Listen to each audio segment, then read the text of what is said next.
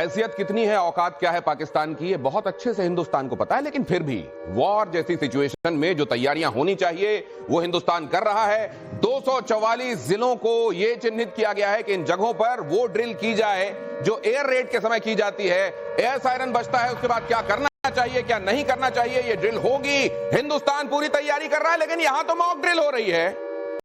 पड़ोस में कुछ रियल वाला हो रहा है। वो क्या हो रहा है, गौरव आर्या आपको बताएंगे, एयर वाइस मार्शल पीके श्रीवास्तव आपको बताएंगे। ये रेड, ये एयर रेड, ये सायरन क्या करना चाहिए क्या नहीं, वो कल होने वाला है। लेकिन हर जगह एहतियात बरतनी चाहिए। हमारे एक्सपर्ट्स आपको बताएंगे एस बहन साहब कि क्या क्या इस समय चल रहा है, जिसको पाकिस्तान में बहुत बारीकी से देखा जा रहा है। और हिंदुस्तान जब अब प्रतिशोध की दिशा में आगे बढ़ रहा है तो वहां असल में बहुत सारे नजूमियों से पूछा जा रहा है कि आपको कुछ दिखाई दे रहा है कि क्या कब तक हो सकता है। उन्होंने ऐसे शीशे में देखा और कहा कि ये मोदी और शाह दिखाई दे रहे हैं, टाइम कुछ नहीं दिखाई दे रहा है। तो ये क्या होने वाला है आपको बताऊंगा। सबसे पहले अहम खबर देखिए, पाकिस्तान में बॉर्डर पर बहुत बड़ी हलचल। इस अहम खबर के साथ शुरुआत, पाकिस्तान में बॉर्डर पर बहुत बड़ी हलचल। क्या हो रहा है वहां देखिए, पीओके में पाकिस्तानी सेना के मूवमेंट तेज। चिचावतनी साहिवाल के रास्ते सैन्य काफिले बढ़े, पटोकी के रास्ते सैन्य काफिले बॉर्डर की तरफ बढ़ रहे हैं, बॉर्डर की तरफ जा रहे हैं सैन्य काफिले। अभी तक आपने हिंदुस्तान से बहुत ज्यादा ऐसी तस्वीरें नहीं देखी होंगी, क्योंकि जब पानी बहुत गहरा होता है ना तो बहुत लहरें आप उसकी सतह पर नहीं देखते, वो शांत दिखाई देता है। लेकिन जहां छिछला पानी होता है वहां बहुत जल्दी जल्दी हरकतें दिखाई देती हैं। यहां बॉर्डर की तरफ मूवमेंट करते हुए न सिर्फ फौजी बल्कि उनके जो आर्मर्ड व्हीकल्स हैं वो कई जगहों पर जा रहे हैं। यह भी मुमकिन है कि कई जगहों पर पुराने वीडियो या बीच बीच में शूट किए हुए वीडियो डाले जा रहे हों, क्योंकि वो कौम कैसी आपको बताने की जरूरत नहीं है। लेकिन यहां पर न सिर्फ मिलिट्री का ये हाल है, सिविलियंस का क्या हाल है वो भी देखिए। वॉर की आशंका से पाकिस्तान में अफरा तफरी, एटीएम के बाहर लंबी लंबी लाइनें लगी हैं। हालांकि निकालेंगे तो 500,000 से ज्यादा क्या निकलेगा, उसके बाद कह देगा कि भाई इससे ज्यादा तो आपका कुछ है ही नहीं है बैंक में। आपका मिनिमम बैलेंस भी जो आपको मेंटेन करना था वो भी आप नहीं कर रहे हैं। लेकिन भाई लाइन तो लगेगी, क्योंकि इधर तो मॉक ड्रिल होने लगी है। पैसे के साथ साथ राशन भी जमा कराया जा रहा है। लोग राशन की दुकानों पर भी लंबी लाइनें लगाकर खड़े हैं। राशन और पैसा उन जगहों पर जहां लाइनें लगी हैं कितना है ये बात दूसरी बहस है, लेकिन वहां लाइनें बहरहाल लगी हुई हैं। यहां पर ये मिलिट्री की मूवमेंट, उनके जो वॉर इक्विपमेंट्स हैं वो भेजे जा रहे हैं बॉर्डर की तरफ, और उधर वहां की जो आवाम है वो लाइनें लगाकर खड़ी हुई है। मेजर आर्या जी, हम तो मॉक ड्रिल कर रहे हैं जी, वहां रियल टेरर दिखाई दे रहा है। ख्वाजा आसिफ टीवी पर रो गया। उससे पूछा कि साहब क्या होने वाला है, उसकी आवाज भर्रा गई, आंख उसकी भर आई और हाथ उसके कांपने लगे। Pakistani television prime time TV पर उनका डिफेंस मिनिस्टर रोने लगा। वही डिफेंस मिनिस्टर जो कह रहा था कि इतने न्यूक्लियर बम मारेंगे भारत में कि घास नहीं उगेगी। सुना था आपने? इतने न्यूक्लियर बम मारेंगे, भारत को साफ कर देंगे। वो बंदा जो कह रहा था कि पानी रोक दोगे, अगर तुमने पानी रोक दिया, पानी रोक दोगे तो फिर देखना, this will be considered an act of war and Pakistan will fire all it's nuclear missiles. ये बड़के मारने वाला आज टेलीविजन पर रो रहा है। ये बात है दिनेश। तो ये जो कहते हैं, ये कहते समय सोचते नहीं कि अगर इसी मेरे कहे हुए वाक्य की कभी अग्नि परीक्षा हो गई तो मैं तो पूरे बगैर कपड़ों के दिखाई दे जाऊंगा। देखिए साहब, बेइज्जती उसी की होती है जो जितना महसूस कर ले, वो उतना महसूस ही नहीं करते। आप ये समझिए पाकिस्तानी फॉर्मूला क्या है, आप बेइज्जती कर रहे हैं वो महसूस नहीं कर रहा, आप फिर बेइज्जती कर रहे हैं वो महसूस नहीं कर रहा, वो महसूस ही नहीं कर रहा बेइज्जती, तो आप क्या बेइज्जती कर रहे हैं। ये बेइज्जती वाला ना लगने वाला एंटीडोट इनको कहां से लगता है? चाइना लगाता है, इनके डीएनए में है, क्या है वो आपसे आगे बात होगी। लेकिन भारतीय एक्शन के बाद पाकिस्तान में घबराहट है। ताबड़तोड़ मिसाइलों का टेस्ट किया जा रहा है। पाकिस्तान ने अब फतेह मिसाइल का टेस्ट किया। 3 दिनों में 2 मिसाइलों का टेस्ट किया गया है। 3 दिनों में 2 मिसाइलों का टेस्ट। लेकिन एक बात बड़ी अच्छी मेजर आर्या की मुझको लगी कि चाइना इनको देता है, ये हरा पोतकर सफेद रंग का चांद सितारा बनाते हैं और उसके बाद 1-2 फोड़ लेते हैं। एक और चीज मैं बताना चाहता हूं पाकिस्तानियों को, इतनी मिसाइलें मत चलाना कि युद्ध शुरू हो और खत्म हो जाए, क्योंकि इनके पास है भी नहीं ज्यादा। ये सिर्फ अपना भौकाल जमाने के लिए एक पे एक मिसाइल दाग रहे हैं, राइट, तो खत्म हो जाएंगी। नहीं, मेरे को याद आता है दिवाली के समय जब हमारे पिताजी वगैरह पटाखे लाके देते थे। अब हम अपने बच्चों को ले जाकर देते हैं तो दिन में ये समझाते थे कि बेटा दिन में इतने मत फोड़ लेना कि रात तक कुछ ना बचे। बिल्कुल सही बात है। दिनेश, ये जो मिसाइल चला रहे हैं, टेस्ट कर रहे हैं, और मैं बता दूं आपके चैनल के माध्यम से, टेस्ट का मतलब मिसाइलें सही जगह जा नहीं रही हैं। हमने हमने ब्रह्मोस फेंकी थी ना 22 में, और वो चली गई। और बाद में हमने कहा गलती हो गई। किसी ऐसी मिसाइल से गलती नहीं होती, आज बता रहे हैं। मिसाइल गई थी, टेस्ट हुआ, कोई एयर डिफेंस नेटवर्क कोई कुछ पकड़ पाया? उसकी एक्यूरेसी है 1 मीटर से कम। ये क्या एक्यूरेसी है? टेस्ट फायर कर रहे हैं, चलेगी असली फायर में? कुछ नहीं चलने वाली है। नहीं, लेकिन ये जो एक सिलसिला होता है ड्रिल करने का, जब कभी इस तरीके का तनाव बनता है, मैं देखता था रशिया यूक्रेन के बीच में जब ये हुआ, तब भी वहां पे drill drill drill drill drill. ये किसके लिए वो वाली ड्रिल हो जाती है, वो जो जिसमें दीवार में छेद किया जाता है, और किसके लिए वो ड्रिल होती है जिससे बाकायदा कुछ हासिल होता है, और साइकोलॉजिकल वॉरफेयर में जिसका मतलब होता है। बिल्कुल सही कह रहे हैं। एस्केलेटरी इंडेक्स में जब भी मिसाइल टेस्ट करते हैं, वो एक स्टेप और ऊपर चला जाता है। यूएन सिक्योरिटी काउंसिल में जब इनको जूते पड़े थे, तो सबसे पहले यही पूछा गया था ना, आप वो छोड़िए फॉल्स फ्लैग, आप ये बताइए कि मिसाइल टेस्ट को क्यों कर रहे हैं, आप ये बताइए कि न्यूक्लियर वेपन के इस्तेमाल के बारे में थ्रेट क्यों दे रहे हैं। इसका मतलब एस्केलेशन आप कर रहे हैं। आपको तो भारत की मदद करनी चाहिए और आतंकवादियों को वहां भेजना चाहिए। और साथ में ये भी बोला गया, भारत से क्यों नहीं बात करते, क्यों रोते हुए हमारे पास आ रहे हो। ये देखिए, ये जो कहा जा रहा है ना, literally United nation security council की ये बैठक बुलाई गई किसकी गुहार पे? पाकिस्तान की गुहार पे। और जूते किसको पड़े वो अभी बता दिया बहल साहब ने, पाकिस्तान को ही। ये पूरी गाथा आगे आपको बताऊंगा, लेकिन तब तक देखिए प्रतिशोध में समंदर में भारत की एक और बड़ी सफलता, मल्टी इन्फ्लुएंस ग्राउंड माइन यानी MIGM का परीक्षण। भारत ने advance under water naval mine system, ये भारत का अपना इंडिजिनस डेवलप्ड है। MIGM से नौसेना की ताकत में जबरदस्त इजाफा हुआ है। ये MIGM, ये कहा जाता है कि इस तरीके की माइन है, जैसा आपने देखा है ना, धरती पे जब जगह जगह पे माइन बिछाई जाती है तब जबकि दुश्मन सेना वहां पहुंचने वाली होती है। इसी तरीके से अगर कोई पानी की सतह या पानी के भीतर से होते हुए कोई भी वॉर इक्विपमेंट आ रहा है, उसको कैसे डिस्ट्रॉय करना है, उसके लिए यह काम आता है। अब ये जरा समझ लीजिए, एक एक करके जल्दी से ये समझा दीजिए कि क्या चेतावनी देने की कोशिश है पाकिस्तान को MIGM के जरिए। ये बेसिकली पाकिस्तान की जो सबमरीन्स हैं, उनके लिए चेतावनी है कि भाई अगर तुम इस इलाके से जाओगे तो तुम मारे जाओगे, सीधी बात है। I think sir will be able to explain better. Sir आप समझाइए सर। बिल्कुल सही कह रहे हैं आप। ये माइंस जो होती है, इनको प्रोटेक्शन के लिए इस्तेमाल किया जाता है, पोर्ट्स या इंफ्रास्ट्रक्चर या क्रिटिकल इंफ्रास्ट्रक्चर पे। 3 चीजों के अगेंस्ट, सबसे पहले शिप्स हैं, सबमरीन्स हैं, और साथ में अंडर वाटर ड्रोन्स। अभी आप चीनी अंडर वाटर ड्रोन्स भी अंडमान निकोबार आइलैंड के आसपास देख रहे थे। तो ये 3 चीजों, लेकिन हम ये वाली जो माइंस हैं, इनको हम एनिमी पोर्ट्स के पास युद्ध के टाइम, युद्ध से पहले नहीं, युद्ध के टाइम में भी डिप्लॉय कर सकते हैं, उनको बिल्कुल ट्रेड से कट ऑफ कर सकते हैं। लेकिन जब भी हम डिप्लॉय करते हैं इंटरनेशनल वाटर्स में, तो हमें उसकी वार्निंग पहले से देनी पड़ती है सभी को कि यहां पे युद्ध हो रहा है, यहां पे माइंस हो सकती हैं, यहां से नहीं गुजरना। तो सर क्या इन जगहों पर इसी टेस्ट के दौरान वो माइंस लग भी गई होंगी जिनका आने वाले? क्योंकि लगाने के लिए हमें पूरे, जैसा कि नोटिस टू तो सर अगर बताइए, माइन के बारे में आपने सबको बता ही दिया कि यहाँ माइन लगी है, तो उसका मतलब क्या निकला? नहीं, ये नहीं बताते एग्जैक्ट लोकेशन का है। ये बताते हैं कि इस एरिया में मत आइएगा, ये एरिया इतने बाय इतने, उसके कोऑर्डिनेट्स दे देते हैं और बताते हैं कि इस एरिया में मत आइएगा। मैं बात पूछना चाहता हूं, हमने कराची हार्बर के सामने माइन लगा दी, तो वही तो मैं बोल रहा हूं, अगर युद्ध होगा तब तो हम अगर कराची हार्बर पे माइन लगा देंगे, उसके आसपास का एरिया पे, तो उनका तो ट्रेड पूरा खत्म हो गया। वैसे ही कगार पे आए हुए हैं। ये कहना चाहते हैं कि हम एथिकल हैं, जब ये काम शुरू होगा, जब शंखनाद होगा, तब लगाएंगे। तो लेकिन एक बात और दिनेश नोट करने वाली है, हम जो भी फायर कर रहे हैं, आपने नोटिस किया होगा, वो हमारी फैक्ट्री में, हमारी टेक्नोलॉजी से, हमारी ताकत से बन रहा है कि जब भी सर्च प्रोडक्शन की जरूरत पड़ेगी, ज्यादा की जरूरत पड़ेगी। ये तो पूरा का पूरा वो मेरे को मूवी का डायलॉग याद आ रहा है कि हम तब मारेंगे जब बंदूक भी हमारी, गोली भी हमारी, समय भी हम तय करेंगे, जमीन भी हम तय करेंगे, कहां मारना, ये तो पूरा वो होने वाला है। जरा ये देखिए, भारत अपनी समुद्री ताकत और बढ़ाने वाला है। मल्टी रोल मिसाइल फ्रिगेट की एंट्री, ये क्या है भाई साहब? ये भी जरा समझेंगे। नेवी के बारे में आम जनता को उतना पता नहीं होता, क्या होता है ये कॉर्वेट, क्या होता है फ्रिगेट, क्या होता है डिस्ट्रॉयर। फ्रिगेट की एंट्री हो रही है। बहरहाल ये भी रशिया में बना हुआ है। रूस से स्टेल्थ युद्धपोत INS तमाल मिलने वाला है, 28 मई को मिलेगा ये, और ब्रह्मोस मिसाइल से लैस वॉरशिप है। रूस में नौसेना के क्रू को दी जा रही है ट्रेनिंग। तो उधर देखिए, वहां तो जैसा बताया जा रहा है कि वो चाइना वाला माल है, चल जाए तो चांद तक, नहीं तो रात तक, और उसमें चांद सितारे। और यहाँ पर क्या क्या हो रहा है वो देख लीजिए। नेवी में क्या आ रहा है सर? ये जो INS ये है स्टेल्थ फ्रिगेट है ये, और ये स्टेल्थ गाइडेड मिसाइल फ्रिगेट है। साथ साथ में INS तलवार की रेंज में आती है। 10 ऐसी शिप्स हमको मिलनी थी, जिसमें से स्टेल्थ गाइडेड मिसाइल फ्रिगेट मतलब ऐसी मिसाइल जो समझ में ना आए, जो दिखे नहीं। क्या मतलब? स्टेल्थ मतलब छिपा हुआ। स्टेल्थ का मतलब है कि शिप जो है वो उनके पकड़ में नहीं आती, उनके रेडार के पकड़ में नहीं आते। लेकिन इसमें सर शतिल एयर डिफेंस मिसाइल्स लगी हुई हैं, इसमें 8 ब्राह्मोस लगी हैं, 8 इगला लगी हैं, 8 क्लुप लगी हैं, यानी कि ये एस्कॉर्ट वेसल होगी। जैसे कि एयरक्राफ्ट कैरियर जब जाते हैं उसके साथ एक पूरी 10 से 12 एस्कॉर्ट वेसल जाती है।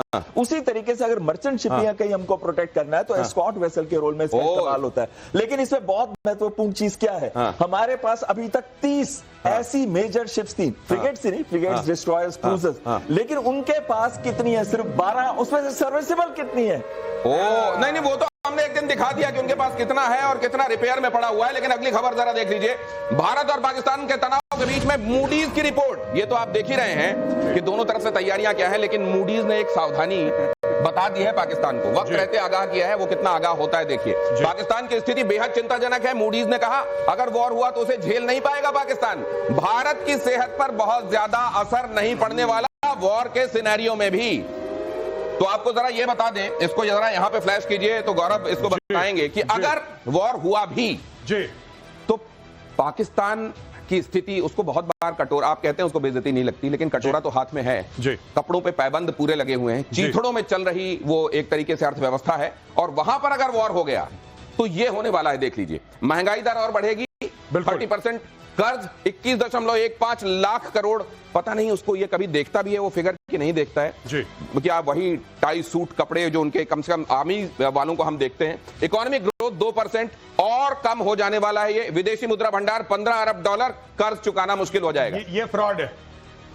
15 अरब डॉलर क्यों फ्रॉड है मैं आपको ये बताता हूं। अगर कोई बोलेगा कि विदेशी मुद्रा भंडार 15 अरब डॉलर का है तो आप ये मान के चलेंगे दिनेश कि 15 अरब डॉलर इनके पास है। लेकिन यहां पे खेल ये है कि इसमें करीब 8 अरब डॉलर फ्रेंडली कंट्रीज ने दे रखा है, जिसमें 3 अरब सऊदी अरब ने दे रखा है। नहीं वैसे इसको खर्च मत करो, यू कैन नॉट स्पेंड। ये सिर्फ आपको बूस्ट अप करने के लिए दे रखा है। आप इसमें से एक चवन्नी खर्च नहीं कर सकते। यही चीज यूएई ने करी है, यही चीज चाइना ने करी है। तो पैसे तो रख लो लेकिन खर्च मत करना। खर्च मत करना। पिछली बार दिए थे इन्होंने, खर्च कर दिए थे चोरी से, फिर इनको डांट पड़ी, वहां पे इनकी पेशी हुई थी। अब बोला कि दोबारा दे रहे हैं बेटा, इस बार अगर तुमने खर्च करा तो वापस मुंह लेकर। अरे जबकि सऊदी को तो बिल्कुल हिसाब नहीं लेना चाहिए, बल्कि कई अगर IMF ले ले, वर्ल्ड बैंक ले ले, या एशियन डेवलपमेंट बैंक जो है वो कहे कि भैया हिसाब देना, तुम किसके लिए ले रहे हो? एनवायरमेंट के लिए रहे हो, किसके लिए? गरीबी हटाओ के लिए ले रहे हो, लेकिन खर्च कहां कर रहे हो? हाफिज पे, मसूद पे खर्च कर रहे हो। तो ये अगर कर रहे हो तो हिसाब देना, हिसाब तो उनको लेना चाहिए। लेते हैं क्या वो? देखिए वैसे हिसाब नहीं लेते। ये लोग क्या करते हैं कि अलग अलग चीजों के द्वारा इनको फंड मिलता है और ये घुमाते हैं। ये ड्रग स्मगलिंग करती है पाकिस्तान आर्मी, बहुत बड़ा ड्रग कार्टेल है पाकिस्तान आर्मी का, आपको पता है। अफगानिस्तान से ड्रग्स आते हैं और कराची से बाहर जाते हैं दुनिया भर के। पाकिस्तान आर्मी को कमीशन मिलता है, जनरल तक को कमीशन मिलता है पाकिस्तान आर्मी में, और उससे ये लोग नार्को टेरर, आपने नाम सुना होगा, दिस इज नार्को टेरर। ये लोगों की रगों में नशा भरते हैं, पैसे उगाते हैं और उससे आतंक को बढ़ावा देते हैं। भारत और पाकिस्तान में तनाव के बीच में मूडीज की रिपोर्ट यह भी कहती है कि भारत की अर्थव्यवस्था स्थिर रहेगी। भारत अगर युद्ध में जाता भी है तो उसको कोई फर्क नहीं पड़ने वाला। वो अगर जापान को बहुत जल्द वहां से हटाकर वो 5वें नंबर की इकोनॉमी हो जाने वाला है तो हो जाने वाला है, 4थे नंबर की इकोनॉमी हो जाने वाला है, उसके बाद तो हो जाने वाला है। ये हम नहीं कह रहे हैं, ये वो इंटरनेशनल एजेंसीज कह रही हैं जो इस सब पर निगाह रखती हैं। ये जरा देख लीजिए। इसके बीच में इन्होंने 2 चीज और की है। क्या? अपने पार्लियामेंटेरियंस का इन्होंने तनख्वाह डबल कर दी है और 18% डिफेंस बजट बढ़ा दिया है। इसे कहते हैं महंगाई में आटा गीला। क्यों बढ़ाया है? अपने पैसे ले लिए, जनता से कोई मतलब नहीं है। और इधर जितने पैसे आएंगे डिफेंस बजट में उतने जेब में जाएंगे, क्योंकि मुनीर को भी तो भागना है। तो ये देख लीजिए, वो लंबी लंबी सलवार पहन के थोड़ा सा पैर से ऊंची, वो खड़े हुए हैं लोग एटीएम के सामने पैसे निकालने के लिए। कितने निकलेंगे पता नहीं, लेकिन सांसदों की और वहां के आर्मी वालों की मौज है। विशेष सत्र में खाली रही कुर्सियां जरा ये भी देख लीजिए। अब इतने पैसे बढ़ जाएंगे तो फिर कौन आएगा वहां पर काम करने के लिए? विशेष सत्र बुलाया गया था, इमरजेंसी का नाम दिया गया था। 3 तारीख की रात में लेटर जारी किया गया कि इमरजेंसी है, 5 तारीख को 5 बजे सब जमा हो जाना। ज्यादातर कुर्सियां खाली रही। संसद के अंदर भी भारत का खौफ दिखा। सांसद कैसर अहमद शेख के बयान में डर कितना था देख लीजिए। भारत का डिफेंस बजट हमसे 10 गुना बड़ा है, खुद कह रहे हैं अपने मुंह से। देखिए जरा। जनाब स्पीकर, मैं आपको फिगर दे रहा हूं कि हमारा डिफेंस बजट 10 अरब डॉलर था और इंडिया का डिफेंस बजट 40 अरब डॉलर था। हमने अपना बजट घटाते घटाते खुद अपने तौर पे, हम पॉलिटिशियंस ने और हम लोगों ने अपना बजट घटा के 10 अरब डॉलर से पिछले बजट में 8 अरब डॉलर कर दिया, $8.5 अरब का बजट है। और इंडिया ने अपना बजट जो 2017 में 4 गुना था, आज उन्होंने अपना बजट बढ़ाते बढ़ाते 83 बिलियन कर दिया। अब हमसे वो 10 गुना बड़ा बजट उनका डिफेंस बजट है। ये देख लिया आपने, और हम आपको आगे कुछ और बयानात दिखाएंगे, वहीं से आ रहे हैं। अब इससे बड़ी स्वीकारोक्ति और क्या होगी? मुझे समझ में नहीं आता है पाकिस्तानी बजट की क्यों बात करते हैं। वैसे कहते हैं हम जज्बे वाली कौम है, ये कहते हैं हम जज्बे से लड़ते हैं। जज्बे में डॉलर का क्या लेना देना दिनेश? डॉलर से तो जज्बा आता है इनका। जज्बा डॉलर, गुड। जनरल्स का जज्बा ही डॉलर है। पाकिस्तान के जनरल्स का जज्बा डॉलर से आता है, डॉलर से। इसीलिए देखिए ये सब। अब आपको पता है मौलाना फजलुर रहमान उठ के चला गया, कह रहा है मैं जा रहा हूं, क्योंकि यहां पे मेन स्टेक होल्डर्स हैं जो पार्लियामेंट में बैठते हैं नेशनल असेंबली में, वो है ही नहीं। कह रहा है आप लोग मजाक कर रहे हैं, आप लोग नॉन सीरियस लोग हैं, मैं जा रहा हूं। वो छोड़ के जा रहे हैं। लोग कह रहे हैं, देखिए अब एक्चुअली में पाकिस्तान के अंदर धीरे धीरे ये रियलाइजेशन हो रहा है कि कुछ हो सकता है बहुत बड़ा। तो ये जो गीदड़ भपकी, न्यूक्लियर मार देंगे, बम मार देंगे, मिसाइल मार देंगे, अब ये स्टोरी धीरे धीरे उनको खुद को खोखली लगने लगी है। अब उनको लग रहा है कि भारत कुछ बड़ा करने वाला है, और बड़ा करने वाला ये समझ में आ रहा है। इसीलिए शहबाज शरीफ ने एक आपात बैठक बुलाई है, जरा दिखाइए, इसको फ्लैश कीजिए। शहबाज शरीफ ने एक आपात बैठक बुलाई।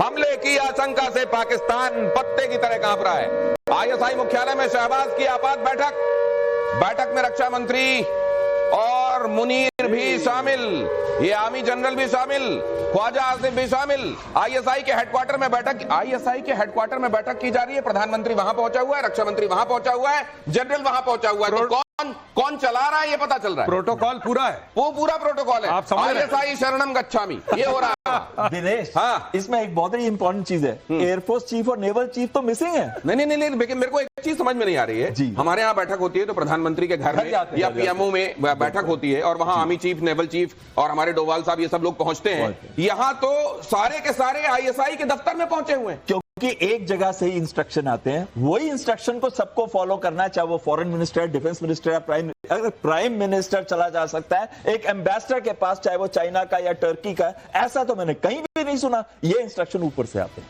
नहीं तो जिस तरीके से यहाँ चाउमीन का भारतीयकरण हुआ है, चाउमीन समोसे में भी डाल दी जाती है, समोसे में भी चाउमीन ही मिलती है, तो वहां पे भी हर व्यंजन में क्या, हर डिपार्टमेंट और हर डेजिग्नेशन में क्या ISI है। इसीलिए उसको एस्टैब्लिशमेंट बोलते हैं। बिल्कुल एस्टैब्लिशमेंट बोलते हैं। और एक और बात मैं आपको बताता हूं, बड़ी इंटरेस्टिंग। ये जो ISI ने आज आदेश देंगे, वो आप देखना आज रात को नहीं तो कल सवेरे यही चीज बोलेगा शहबाज शरीफ दुनिया के सामने। आप देख लीजिएगा, शहबाज शरीफ तो मतलब उनको वहां पे स्क्रिप्ट पढ़ाने के लिए बुलाया गया। 100%। तू ये बोलेगा। सिर्फ ये नहीं, पाकिस्तान टेलीविजन में जो टीवी एंकर है वो वही स्क्रिप्ट बोलते हैं जो ISPR बोलता है। सबके सब वही स्क्रिप्ट बोलेंगे, मर गए। और ये क्यों है? क्योंकि जो इनको जूते पड़े हैं यूनाइटेड नेशन सिक्योरिटी काउंसिल में, अब उसके ऊपर डिस्कशन होगा। थोड़ा सा बदलना पड़ेगा मैटर। पाकिस्तानी फौज मरने दो, हमें कोई लेने देना नहीं। यही प्रॉब्लम है सबसे बड़ी। इनके पास इंटरनल सपोर्ट है नहीं। आज की तारीख में पूरा भारत जो है, कल 7 तारीख को सिविल डिफेंस वाले करवा रहे हैं, पूरा करवा रहे हैं। बिल्कुल। आप पाकिस्तान में करके दिखा दो, लड़ाई मत करो सिविल डिफेंस वालों से। ये बहुत बड़ी बात कह रहे हैं। देखिए, जहां पर अपनी सरकार के साथ लोग खड़े होते हैं, जहां अपनी आर्मी के साथ लोग खड़े होते हैं, वो देश एकजुट होकर लड़ता है। पाकिस्तान में जितना बिखराव है और जिस बिखरी हुई स्थिति में वो लड़ने आ रहा है, उसकी हार लड़ने से पहले तय है। भारत और पाकिस्तान तनाव से जुड़ी इस वक्त की बड़ी खबर देखिए। MHA में केंद्रीय गृह सचिव ने हाई लेवल मीटिंग की। केंद्र शासित प्रदेश और राज्यों के साथ अहम बैठक। 7 मई को होने वाली मॉक ड्रिल पर चर्चा। बैठक में कई टॉप ऑफिसर्स मौजूद रहे। NDMA, NDRF और रेलवे के ऑफिसर्स मौजूद रहे। उस समय जब कहीं किसी तरीके की कंटिंजेंसी है, उस समय सारी ये जो हमारी एजेंसीज हैं सिनर्जी में काम कर सकें, इसके लिए बैठक बुलाई गई। एक के बाद दूसरी बैठक, हर बैठक का अहम रोल और हर बैठक में होने वाले अहम फैसले। ये जो मॉक ड्रिल होगी, इसमें जाहिर है क्या क्या होगा, किन किन लोगों को अलर्ट पे रहना है, एजेंसीज उस उस समय कैसे सिनर्जी में काम करेंगी, ये जो बातें हो रही हैं। अब जब 244 जगहों को आइडेंटिफाई किया गया है कि ये तमाम जगहें ड्रिल में शामिल होंगी, इसके पीछे बहुत सारी ब्रेनस्टॉर्मिंग होती है, सिचुएशनल एनालिसिस होता है। क्या क्या हुआ होगा और आगे क्या होने वाला है, गौरव क्या देख रहे हैं आप? जी, मुझे ऐसा लगता है कि पब्लिक को तैयार करा जा रहा है, और मुझे यह भी लगता है कि सिर्फ ये जो कुछ जिले हैं जिसमें हो रहा है, इसके बाद भी होगा। पहली चीज, क्योंकि पाकिस्तान के पास वो मिसाइल्स भी हैं जो साउथ को हिट कर सके। पहली बात, it's not just central, west और नॉर्थ, ऑल्सो साउथ। और साउथ में भी कुछ जगह है ये बात। अगर आप मैप पे देखें जहां जहां पे ड्रिल होनी है वहां पे भी है। दूसरी चीज मैं आपको ये बताना चाह रहा हूं कि इससे भारत में तो ये लोग तैयार होंगे, 71 के बाद पहली बार ये ड्रिल हो रही है, भारत में लोग तैयार होंगे, एक मानसिकता रहेगी, ठीक है हुटर बजना है, सायरन बजना है, हमें कवर लेना है किस तरीके से, लेकिन इससे ज्यादा साइकोलॉजिकल इफेक्ट्स पाकिस्तान में है। और क्यों है पाकिस्तान में इफेक्ट, ये भी मैं आपको बताऊं। पाकिस्तान में दिनेश इसलिए ज्यादा इंपैक्ट चल रहा है भारत से क्योंकि उनको लगता है कि अब तो भारत ने मन बना लिया कि युद्ध होना ही होना है, अब टल नहीं पाएगा। मैं कुछ चीजें और जानना चाहता हूं, तब तक मुझे प्लीज टैब मुहैया कराइए जिससे मैं दिखाऊंगा कि कौन सी वो 244 जगह हैं जो आइडेंटिफाई की गई हैं, 243। लेकिन मैं तब तक एक बात जानना चाहता हूं सर, जैसे आयरन डोम या इस तरीके के जो डिफेंस सिस्टम्स हैं उनके बारे में कहा जाता है कि वो शील्ड करते हैं, बचाते हैं अपने पूरे इलाके को, अपनी टेरिटरी को। हमारे पास उस हिसाब से क्या क्या आपको दिखाई देता है? देखिए हमारा जो एयर डिफेंस नेटवर्क है, आयरन डोम की जो आपने बात की है, जिसमें ऑटोमेटिकली अगर उनके मोटर्स आते हैं तो आयरन डोम अपने मोटर्स चलाता है और उनको एंगेज करता है। हाँ। वो एक सिस्टम है, सॉफ्टवेयर और हार्डवेयर से मिलकर के ऑटोमेटिक शुरू होता है। लेकिन एक छोटे एरिया के लिए वो सफिशिएंट है। हमारे जैसे बड़े देश के लिए हमें मल्टी लेयर एयर डिफेंस चाहिए नेटवर्क। उसमें ऐसी मिसाइल्स हैं जो छोटी दूर मार करती हैं, ऐसी मिसाइल जो बड़ी दूर तक मार करती हैं, ऐसी उसमें सबसे मतलब दुश्मन की मिसाइलों को, चीजों को इंटरसेप्ट करती हैं, मिसाइलों को, चीजों को, ड्रोन्स को और एयरक्राफ्ट को, जो अटैकिंग एयरक्राफ्ट। ये जो आपने ड्रोन कहा ना, इसको लेकर मेरे दिमाग में बड़ी, और मैं बहल साहब आपसे जानना चाहूंगा वो खास तौर से कि यूक्रेन और रशिया के बीच में जो वॉर हुआ उसने ड्रोन्स ने पूरा लैंडस्केप बदल दिया था। एक तरीके से वो पहली बार दुनिया ने देखा कि ड्रोन क्या कर सकता है। टर्की का जहाज जाना, पाकिस्तान में उतरना, और टर्की ने ही बैरक्टियर TB2 दिए थे उस समय जिन्होंने पूरी स्थिति बदली थी। क्या ये एक चिंता है? वो आगे सवाल, लेकिन पहले अपनी बात। दिनेश, इसमें भी मैं एक बात कहना चाहूंगा।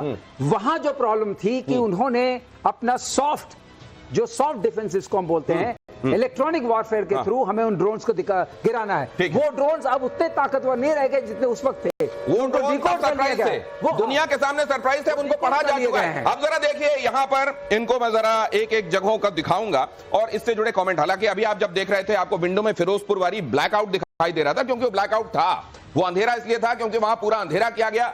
एयर रेड की सिचुएशन में कंप्लीट अंधेरा होना चाहिए ताकि ऊपर से जो फाइटर जेट्स अगर दुश्मन के देख रहे हैं उनको पता ना चले कहां पर क्या इंस्टॉलेशन है। अब जरा देखिए, यहां फायर कीजिए एक के बाद एक। 7 मई को 244 जिलों में मॉक ड्रिल होने वाली है। मैं इंपॉर्टेंट जगह आपको दिखा रहा हूं। 244 आपको नहीं दिखा सकता क्योंकि उसमें टाइम जाया होगा, लेकिन इंपॉर्टेंट जगह सभी जगह से ताल्लुक रखने वाली। अब जैसे सबसे ज्यादा करीब से जो एकदम बॉर्डर से लगे हुए जो इलाके हैं, अब जैसे जम्मू कश्मीर, श्रीनगर को ही ले लीजिए, यहां पर क्या होगा, क्या होने वाला है, ये खास तौर से पंजाब में फिरोजपुर में जिस तरीके से आपने देखा ब्लैकआउट करके वहां एक्सरसाइज की गई, ये इन तमाम जगहों को सर ये कैसे देखा गया होगा कि थ्रेट परसेप्शन के हिसाब से आइडेंटिफिकेशन हुआ होगा? ये थ्रेट परसेप्शन कैसे मेजर किया गया होगा सर?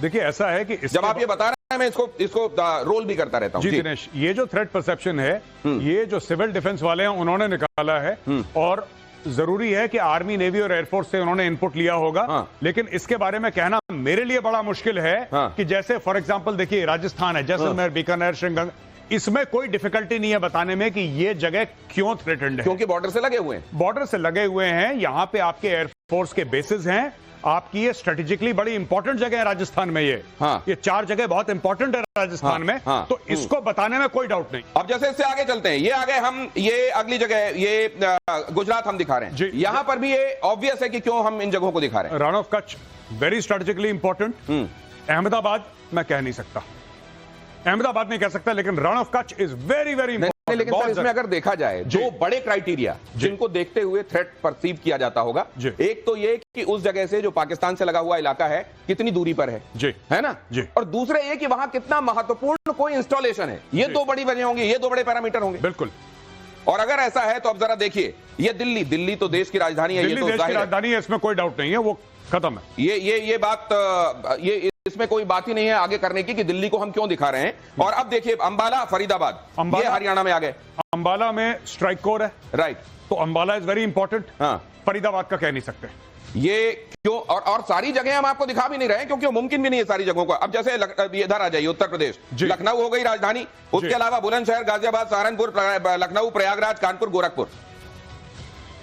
इसमें मैं नहीं कह सकता कि उन्होंने क्यों चुना इसको। जैसे फॉर एग्जांपल बुलंदशहर, सर आप कुछ इनपुट देंगे? जैसे गोरखपुर इंपॉर्टेंट है जी, इंपॉर्टेंट एयर बेस है यहाँ पे, और यहाँ पे जो आपका गोरखा रेजिमेंट भी है, तो गोरखपुर इस तरह से होगा। कानपुर में एक बहुत महत्वपूर्ण बीआरडी भी है और एचएएल भी है, जो बाद में काम आती है। वहां के लोग भी सजग और सतर्क रहने चाहिए। प्रयागराज का मैं बता नहीं पाऊंगा, लखनऊ तो वो है। सहारनपुर है, यूनिट्स हैं, but it's not so much. Ghaziabad कहां पे एटॉमिक प्लांट है, कहां पे हमारे इंस्टॉलेशन, सब जैसे बुलंदशहर, नरोला, ये तमाम जगह देखते हुए ही मेरे को लगता है ये फैसले लिए गए होंगे। ये आपने बहुत बड़ी बात कह दी। एटॉमिक प्लांट्स और बाकी इंस्टॉलेशन, उसकी हमें कोई खबर नहीं है। हम कुछ नहीं जानते हैं, इसलिए हम कुछ कह भी नहीं सकते। तो ये देखिए, जैसे अब ये आप बिहार चले आइए तो पटना, पूर्णिया, बेगूसराय, और जाहिर है पटना उसकी राजधानी, ये तमाम जगह। अब हिमाचल प्रदेश में आप चले आइए, यहां शिमला, ये आप भी इसमें कुछ वैल्यू ऐड करना चाहेंगे सर? इन जगहों का आइडेंटिफिकेशन इन 244, मुझको लगता है कि जैसा अभी कह रहे थे ये फेज 1 है, फेज 2, फेज 3 में बाकी बची हुई जो जगह है वहां पे भी ड्रिल कराई जाएगी। बिल्कुल सही कह रहे हैं आप। हमारा जो defence and military industrial complex है, पूरे इंडिया के अंदर फैला हुआ है। चाहे वो स्पेस एलिमेंट्स हैं, चाहे वो एटॉमिक या न्यूक्लियर एलिमेंट्स हैं, चाहे वो मिसाइल के कंपोनेंट्स बनाते हैं, चाहे वो इनर्शियल नेविगेशन सिस्टम के कंपोनेंट्स बनाते हैं, चाहे वो जहाजों की सर्विसिंग करते हैं, या जहाज मेजर जहाज की लोकेशंस है। अगर आप कोई भी पार्ट में चले जाएं हिंदुस्तान के, हर मेजर सिटी या छोटी सिटी के अंदर कोई ना कोई एक मेजर खबर आ रही है सर, एक मेजर खबर उधर आईएसआई के दफ्तर में प्रधानमंत्री को वहां के बुला लिया गया पाकिस्तान की, और मीटिंग चल रही है। और हमारे यहां प्रधानमंत्री के आवास पर भारतीय जो सुरक्षा सलाहकार हैं, नेशनल सिक्योरिटी एडवाइजर, वो पहुंचे हैं और डोभाल साहब के साथ मीटिंग हो रही है पीएम आवास पर। 40 मिनट तक ये मीटिंग चली है। तो यहां देखिए, ये जो असल में लोकतंत्र होता है, जनतंत्र होता है, जहां वाकई सरकारें चुनी जाती हैं, सरकार जो है वो जनता के साथ इकबाल लेकर उनसे काम करती हैं, वहां ये होता है। प्रधानमंत्री आवास पर मीटिंग, अजीत डोभाल वहां पहुंचे, क्या ब्रीफिंग हुई होगी, जाहिर है बहुत महत्वपूर्ण चर्चाएं इसमें हो रही होंगी, और यह तय किया जा रहा होगा कि अब जो हम प्रतिशोध की तरफ बढ़ रहे हैं उसमें क्या किया जाना है। अब जरा ये देखिए, पाकिस्तान की बेचैनी अभी और बढ़ने वाली है। क्यों? 54 साल बाद पूरे देश में एक साथ मॉक ड्रिल हो रही है। इससे पहले 1971 की जंग के बाद हुई थी ये मॉक ड्रिल, जिसकी चर्चा हम कर रहे थे। 1971 की जंग में पाकिस्तान के 2 टुकड़े हुए थे। इस बार फिर से मॉक ड्रिल हो रही है। कहते हैं कुछ चीजें जो होती हैं वो संकेत होती हैं, शगुन या अपशगुन होती हैं, किसी के लिए शगुन, किसी के लिए अपशगुन। तब भी 1971 में यही हुआ था, मॉक ड्रिल की गई थी, पाकिस्तान 2 हिस्सों में बंट गया था, पूर्वी पाकिस्तान जो है बांग्लादेश हो गया था।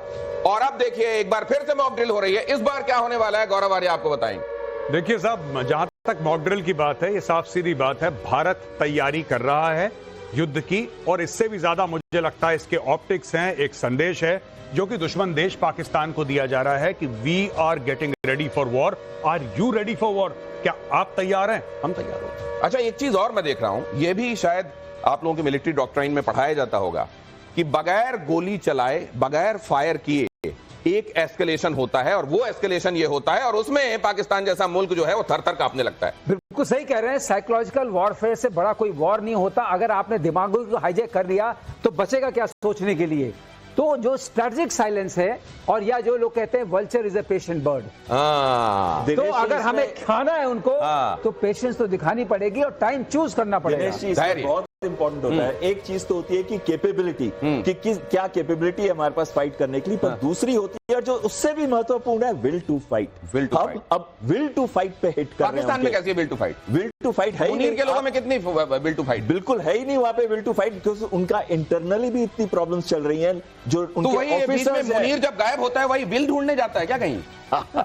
बीच में मुनीर दिखता नहीं कई दिनों, मोटिवेशन के लिए जाता होगा कहीं विल ढूंढने के लिए। नहीं, विल जाता है कि लंदन के लिए अंदर से सुरंग कोई खोद रखी है क्या? कहां? ये गौरव आपको ज्यादा मालूम होगा, कहां जाता है बीच बीच में विल ढूंढ रखी? ये पाकिस्तानी कौम को नहीं पता लगा मुनीर कहां जाता है, बीच बीच में गायब हो जाता है, और पूरी कौम उसको ढूंढ रही है कि हमारा सिपा सालार है कहां, ये लड़ेगा। उसने डायलॉग मारा कि अब जंग होगी, और डायलॉग मारते गायब।